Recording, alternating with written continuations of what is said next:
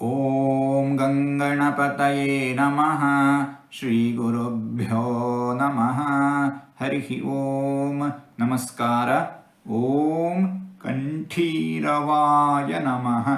ಭಗವಂತ ಐರಾವತದಲ್ಲಿ ವಿಶೇಷವಾಗಿ ಸನ್ನಿಹಿತನಾಗಿರುತ್ತಾನೆ. ಭಗವಂತ ನರಸಿಂಹ ರೂಪವನ್ನು, ನರಸಿಂಹ ಅವತಾರವನ್ನು ತಾಳಿದ್ದಾನೆ. ಭಗವಂತ ಸರ್ವರ ಪ್ರಭುವಾಗಿದ್ದಾನೆ, ಸಕಲರ ಸ್ವಾಮಿಯಾಗಿದ್ದಾನೆ ಭಗವಂತ.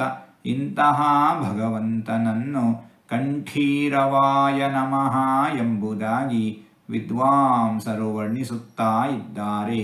ಹೀಗೆ 4 ತೊದಲು ಮಾತುಗಳನ್ನು ಆಡಿದ್ದೇನೆ. ಇದರಲ್ಲಿ ಏನಾದರೂ ತಪ್ಪುಗಳು ಇದ್ದರೆ ಆ ತಪ್ಪುಗಳನ್ನು ಬಿಟ್ಟು ಒಳ್ಳೆಯದು ಅಂತ ಏನಾದರೂ ಇದ್ದರೆ ಆ ಒಳ್ಳೆಯದನ್ನು ಮಾತ್ರ ಸ್ವೀಕರಿಸಬೇಕು ಅಂತ ಹೇಳಿ ಪ್ರಾರ್ಥನೆ. ಈ ನುಡಿಗಳನ್ನೆಲ್ಲ ಆಡಿಸಿದ ಭಗವಂತನಿಗೇ ಸರ್ವವೂ ಸಮರ್ಪಿತ.